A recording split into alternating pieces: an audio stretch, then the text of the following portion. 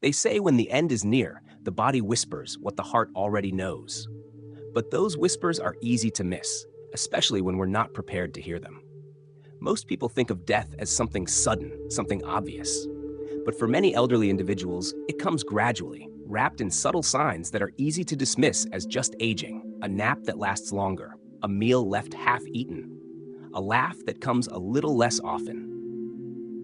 These changes may seem small, but together they can signal something far more significant. This video isn't meant to frighten you. It's here to gently open your eyes, to help you recognize the quiet markers that may point to the final year of someone's life. Because when you understand what to look for, you can stop waiting for a crisis. You can start showing up, fully, tenderly, and in time. So let's walk through these 12 signs together, not with fear, but with love, awareness, and the courage to face what matters most. 1. A noticeable decline in appetite and weight. At first, it might seem harmless. Grandma doesn't want her usual tea and toast in the morning. Dad pushes his dinner around the plate instead of eating. A once ravenous appetite fades into polite refusals. I'm not hungry. Maybe later. Just a few bites. But when this becomes a pattern, it's not just a quirk of old age. It's a signal. Appetite is one of the body's most honest messengers. And when it begins to shut down, especially in the elderly, it often means the body is shifting its priorities. It's conserving energy, redirecting focus. In many cases, the systems responsible for digestion and metabolism are quietly slowing down, preparing for rest. You may notice their clothes hanging a little looser, the rings on their fingers spinning more freely.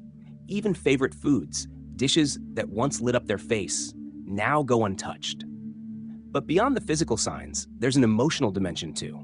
Eating is a deeply social and emotional experience. It's tied to memory, to culture, to love. When someone starts losing interest in food, it can also signal a withdrawal from life itself, a quiet retreat from the rituals that once connected them to others and to the present moment. This isn't about panicking, it's about presence. If you notice this change, gently encourage small, frequent meals. Share a dish you both love. Sit with them while they eat. But more importantly, listen. Not just to what they say, but to what their body and behavior might be trying to tell you. Because in that subtle shift, in that untouched plate, there might be a message waiting to be heard. 2. Withdrawal from social activities and relationships. There was a time when she never missed a church gathering, a bingo night, or even a casual cup of coffee with the neighbors. Now, those invitations sit unanswered. The phone rings less, the doorbell barely chimes. And when you ask if she wants to join in, the answer is often the same. I'm tired. You go ahead, maybe next time. Social withdrawal in elderly individuals can be subtle at first, and heartbreakingly easy to overlook. It's natural to assume they're just slowing down, needing more rest. But when someone who was once vibrant and engaged begins to retreat into isolation, it's often a deeper sign that something significant is shifting inside. This withdrawal isn't always about sadness or depression, though it can be. Sometimes it's about preparing, not in a conscious, deliberate way, but in a quiet, instinctual one. As the body begins to slow, so too does the desire to interact with the outside world. The noise of gatherings, the effort of conversation, even the thought of dressing up to go out, it all begins to feel overwhelming. What was once joy now feels like effort. And here's the part that breaks your heart. They might not tell you. They may smile gently and say everything's fine. They may insist they're just resting. But their eyes, once full of sparkle and stories, now look past you to something distant, something quieter. This doesn't mean you should push them to return to every social event. Instead, meet them where they are. Sit beside them in silence. Share a memory, not to fill the space, but to remind them of their place in it. Help them feel connected, even in stillness. Because even if they're turning inward, your presence can still be a lighthouse, a reminder that they're not drifting alone, that they are still seen, still known, still loved. 3. Changes in sleep patterns and increased resting. It begins with small changes, waking up later than usual, dozing off in the afternoon more frequently, nodding off mid-conversation. At first, it might seem like simple fatigue, the natural slowing down of an aging body. But over time, the changes become more noticeable. Nights grow restless, days grow heavier, sleep no longer refreshes the way it used to, and rest becomes more than a need. It becomes a constant companion. This shift in sleep isn't just about being tired, it's a quiet transition, one that many doctors and hospice workers recognize as a hallmark of life's final chapter. As the body prepares to let go, it instinctively begins to conserve energy. Organs begin to slow, the metabolism quiets, and with it, the need to remain alert and active gradually fades. You might find them sitting in their favorite chair for hours, eyes closed, hands resting softly in their lap. Not asleep, not awake, somewhere in between, as if they're drifting between two worlds. This can be one of the most emotionally difficult signs to witness. You want to wake them, to pull them back into the rhythm of life. A walk, a conversation, a bite of lunch. But often, they're not resisting you. They're simply listening to a deeper rhythm, one that doesn't come from clocks or calendars, but from within. It's important to approach this with tenderness, not fear. Yes, changes in sleep can signal decline, but they can also be a moment of peace, a gift of slowing down, of reflecting, of letting go without struggle. So instead of urging them to wake up, sit with them. Hold their hand as they rest. Whisper stories they once told you. Bring their favorite scent close, lavender, lemon, the perfume they used to wear. Let your presence wrap around them like a blanket. Because in this season, presence matters more than productivity. And in their quiet resting, they are not giving up. They are transitioning, gently, bravely, into something beyond. 4. Decreased appetite and changes in eating habits. There was a time when meals were a highlight of the day. Gathering at the table, laughing between bites, asking for seconds. Even in later years, a warm bowl of soup or a slice of pie could bring comfort. But now, things are different. Meals are smaller, sometimes skipped entirely. Favorite dishes lose their flavor. Food, once a joy, becomes a quiet burden. A decrease in appetite is one of the most telling signs that the body is shifting into its final stages. It's not always dramatic at first. Maybe they pick at their food. Maybe they say they're not hungry. Maybe the same plate sits untouched for hours. Gradually, their intake lessens, and with it, their strength seems to fade. Why does this happen? The body, in its incredible wisdom, begins to shut down systems that are no longer essential. The digestive system slows, the need for nutrients diminishes, and often the effort to chew and swallow, to even feel hunger, becomes too much. But here's what's important to understand. This change is not necessarily painful for them. More often than not, they are not suffering. Their body is simply doing what it knows to do, easing into rest, conserving energy for what matters, making room for peace. For caregivers and loved ones, this can be a heartbreaking shift. You may find yourself urging them to eat, cooking their favorite meals, bringing treats they once adored. But if they turn it away, gently, lovingly, it's not a rejection of your care. It's simply their way of saying, I'm full in a different way now. This is the moment to offer nourishment of another kind. Soft music, warm blankets, tender conversation. Sit beside them as they sip warm tea. Offer sips of water with a gentle hand. Let your presence be the meal they crave, something that fills not the stomach, but the soul. Because in these moments, love is no longer served on a plate. It's served in silence, in patience, in the sacred act of simply being there. And though their appetite for food may fade, their hunger for connection remains until the very end. 5. Withdrawing from social interaction and loved ones. There was a time when their laughter filled the room, when stories flowed easily, hands held tight during visits, and their eyes sparkled at the sound of a familiar voice. They once asked about your day, remembered birthdays, joined family dinners, and always had one more story to share. But now there's a stillness. They sit quietly more often. Phone calls go unanswered. Conversations are shorter. They may smile faintly, but seem distant, like they're halfway somewhere else. And sometimes they are. Because withdrawing isn't always about sadness. It's often about preparation. As the body prepares to let go, the spirit begins to shift inward. It's a sacred, natural process, one that can look like disinterest or coldness from the outside, but is in fact a deep inner journey. They're not turning away from you. They're turning towards something else, something beyond. This is one of the hardest signs for families to witness.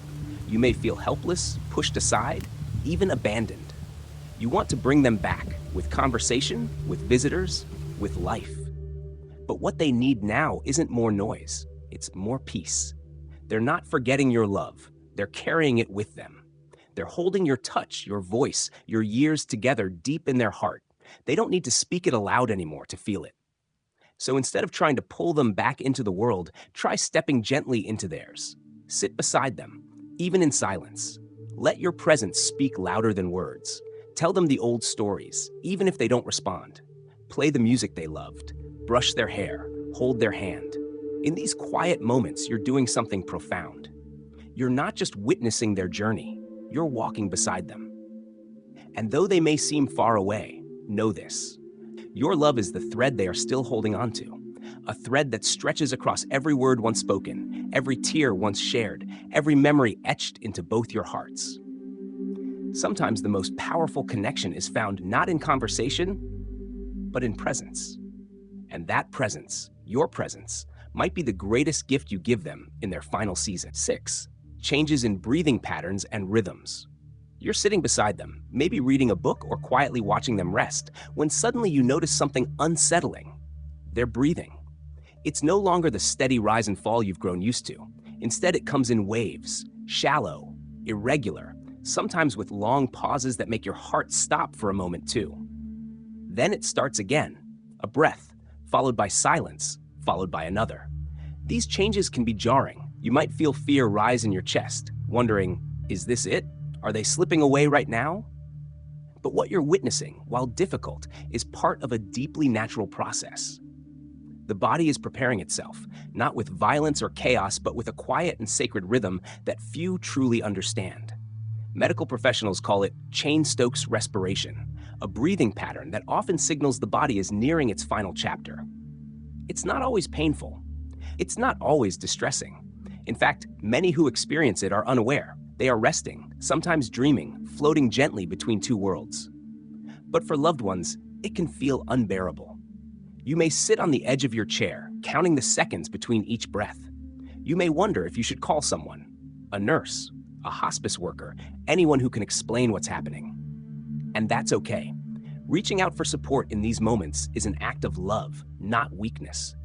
But alongside the fear, try to remember this. The breath is sacred.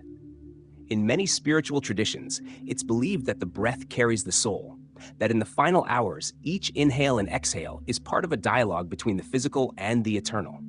So what can you do? Breathe with them. Match their rhythm, however slow or scattered. Place your hand gently on their chest, or hold their hand in yours. Let your own breath become an anchor, not to hold them back, but to accompany them forward. Speak softly if you choose, or just be still. They are not alone. Even if they cannot respond, even if their eyes are closed, your presence grounds them. It reminds them of love, of life, of home.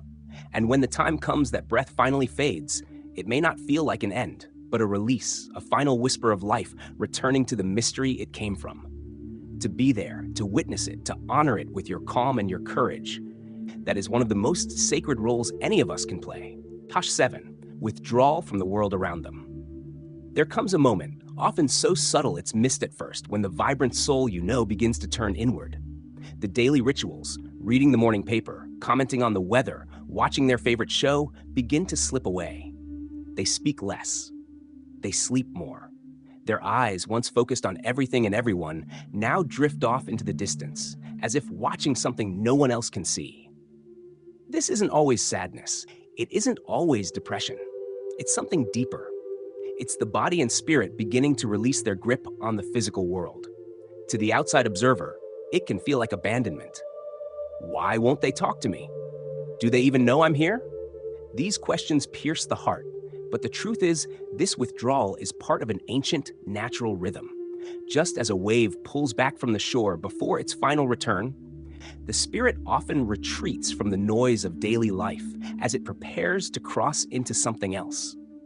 You may notice they no longer ask about the date.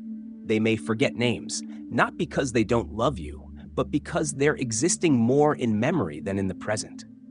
They may become fixated on past events, especially those from childhood or young adulthood. These aren't signs of confusion. They're signs of comfort, of returning to the places where they first felt whole. It's tempting to pull them back, to talk more, to turn on music, to try and reawaken their attention. And while gentle stimulation can be helpful, sometimes silence is sacred. Sometimes the greatest act of love is to sit beside them in that stillness, honoring the quiet instead of fearing it. There's a beauty to this withdrawal, a slowing down, a softening, a letting go. In many cultures, this turning inward is considered a wise passage, a transition from the material to the spiritual.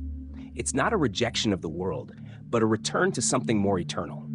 So what can you do during this time? Be near, be steady, be kind, speak softly, even if they don't answer, touch their hand, even if they don't grip back, share a story, even if their eyes are closed.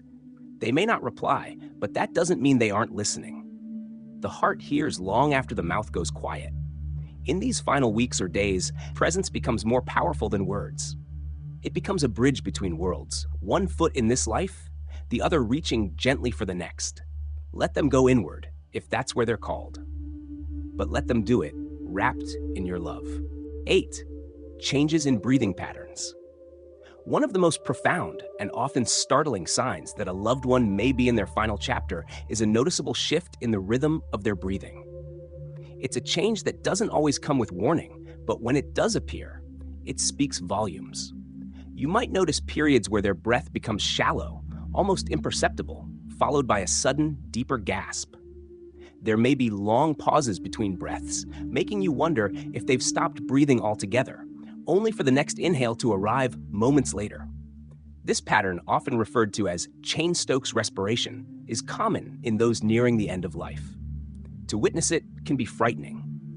The unpredictability of each breath creates an atmosphere heavy with anticipation and fear. But here's what you need to know. This isn't suffering. This isn't pain.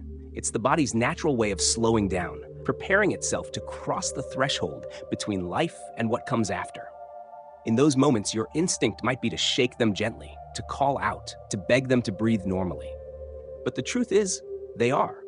For where they are in their journey, their breathing is no longer tied to activity or emotion or conversation. It has become something else entirely, a rhythm of release, a process of letting go. Some people might also develop what's called a death rattle, a soft, wet sound in the throat caused by the body's inability to clear secretions. It sounds more dramatic than it feels. In fact, the person is typically unaware of it. They are not choking. They are not in distress. Their senses are already turning inward, and the sounds we hear are far more intense to our ears than they are to theirs. This is a moment to breathe with them, not in panic, but in presence. Hold their hand, rest your head on their shoulder, whisper something loving. The breath is sacred now, each one a quiet echo of the life they've lived. And as their breath slows, it invites you to slow down too, to match your pace to theirs, to walk with them step by step toward a peaceful end. Breathing is the first thing we do when we arrive in this world. It's also one of the last things we let go of. And somewhere in between, it carries all our joy, our pain, our stories. So when it begins to change, when it becomes something softer, stranger, slower, know that you are witnessing not just the end of life, but the beginning of something eternal. 9. Reduced kidney function and changes in urine output. As the body begins to shut down, one of the most telling physical signs is a reduction in kidney function. The kidneys, our body's natural filtration system, gradually stop working efficiently in the final stages of life. And this decline, though quiet and invisible on the surface, speaks volumes about the body's internal state. One of the first clues is a noticeable change in urine output. You may observe that your loved one is urinating less frequently, perhaps only once or twice a day, or sometimes not at all. When urine is produced, it may be darker in color, more concentrated, or have a stronger odor. In some cases, the urine becomes reddish or brownish, a result of muscle breakdown and the body's inability to filter waste effectively. This isn't just a side effect, it's a signal. In medical terms, this reduced output is called oliguria, very little urine, or anuria, complete absence of urine, and it typically means that the kidneys are failing. This is especially common in people who are bedridden or in hospice care, and it's one of the clearest physical signs that the end of life may be near. Why does this happen?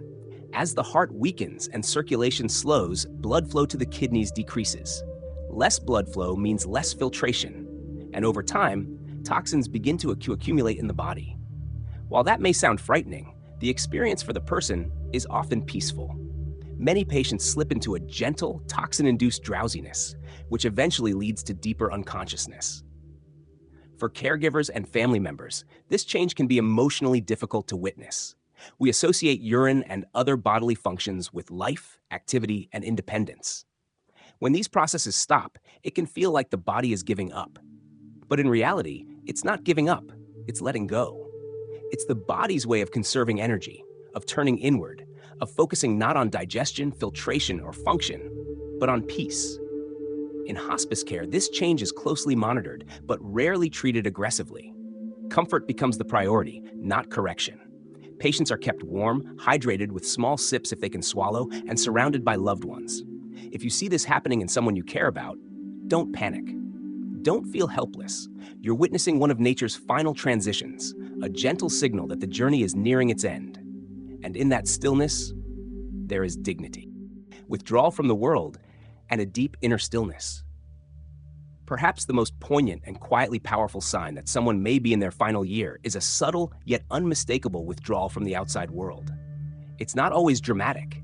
There are no speeches or tearful goodbyes. Instead, it often comes in the form of stillness, of silence, of an inward turning that says more than words ever could. This withdrawal isn't depression. It's not despair. It's a natural, graceful pivot toward the interior life, toward reflection, memory, and meaning. You might notice your loved one losing interest in conversations they once enjoyed. They may stop asking about news or family gossip. Television shows, games, and hobbies that once brought them joy now feel like too much. Even phone calls can seem tiring, and visits, though still appreciated, may be shorter, quieter, more emotionally reserved. This isn't rejection, it's readiness. Many elders, especially those who are intuitive, sensitive, or spiritual, begin to disengage long before the body starts to fail. It's as if their soul knows something that their body hasn't yet caught up to. They begin to seek peace, not productivity. Silence, not stimulation. Being, not doing. You may find them sitting for long periods with their eyes closed. Not asleep, just still. Their face may be calm, their breathing slow, their posture loose and unguarded. Sometimes they smile to themselves, as if remembering something no one else can see. This phase is a sacred one. In many cultures, it is understood that the soul begins its journey home long before death. There is a thinning of the veil between this world and the next. And in that thinning, people begin to hear different music, not of this world, but of something greater, something eternal. To loved ones, this quiet turning inward can feel like loss, like absence. But what's truly happening is presence, just of a different kind, a deeper kind. The kind that connects us not through conversation or action, but through shared space, silent love, and mutual witnessing. If someone you love is withdrawing, let them. Sit with them in the quiet. Hold their hand. Read a book softly. Share a moment without filling it with noise. Because this, more than any medicine, any cure, any intervention, is what matters most. This is the heart of presence, the soul preparing, the final gift of time slowed down and made sacred. And in that stillness, something beautiful happens. Peace. 11. A growing sense of peace and a subtle radiance. In the midst of all the signs that someone may be nearing the end of their life, the physical changes, the emotional shifts, the quiet withdrawal, there is one more, unexpected gift that sometimes appears. It is peace. Not just the absence of anxiety or pain, but a genuine, almost glowing tranquility that seems to radiate from within. As if, in finally letting go of all the striving, the needing, the holding on, something sacred emerges. A serenity that cannot be faked, forced, or fabricated. This peace doesn't always make sense to those around them. Family members may still be grappling with the weight of anticipatory grief. Caregivers may feel exhausted, stretched, trying to manage the day-to-day. But the person nearing the end? Sometimes, remarkably, they seem more at ease than anyone else in the room. You might notice it in their eyes, that deep, clear gaze that seems to look beyond you, or in their smile, small but genuine, or in the way they breathe, no longer fighting, just allowing, or in the way they whisper simple words like thank you or I'm okay, and somehow you believe them. This is not always the case, of course. Not everyone passes peacefully. For some, there is fear, confusion, pain, and that too is part of the human journey and deserves compassion and grace. But when peace comes, it is unmistakable. And it teaches something profound. It reminds us that death is not just an end, but a return to quiet, to stillness, to love that does not demand or prove or achieve, but simply is. This peace may come in fleeting moments or in final days. It may come after long struggle or as a soft landing after a gentle decline.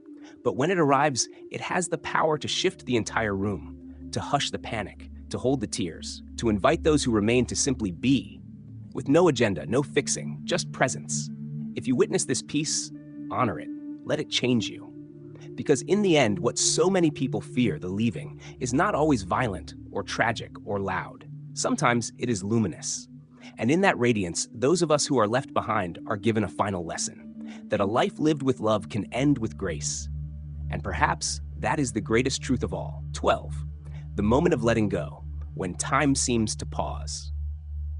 There are moments in life that seem to step outside of time, where the world stops turning for just a second, and all you can do is hold your breath.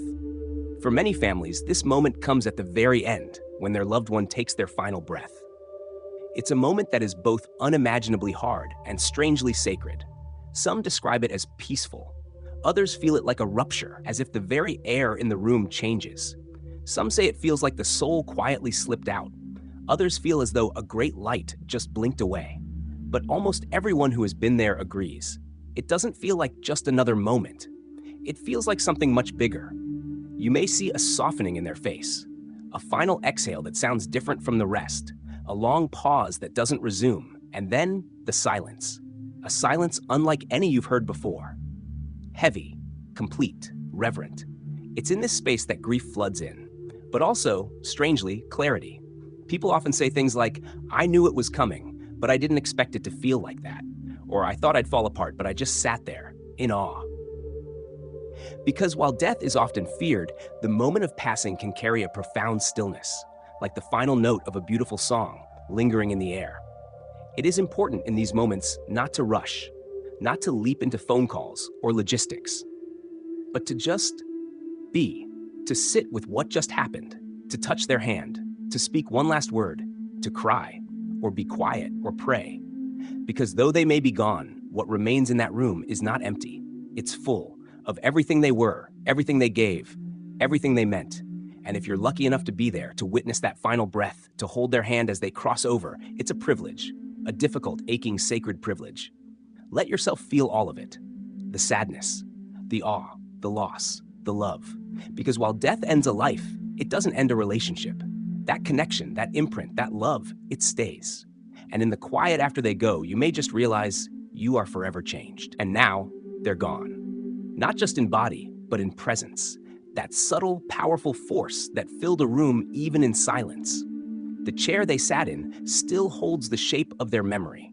The mug on the shelf still carries the echo of their hands. Their favorite song still makes your throat tighten. But now, there's no more clock watching. No more wondering if today is the day. No more quiet checking of breath. No more whispered, "Are you okay?" in the middle of the night. Only stillness. And in that stillness, a strange truth begins to bloom. They lived, fully, deeply, imperfectly, beautifully. And now, they rest. This isn't just an end. It's a passing of a torch.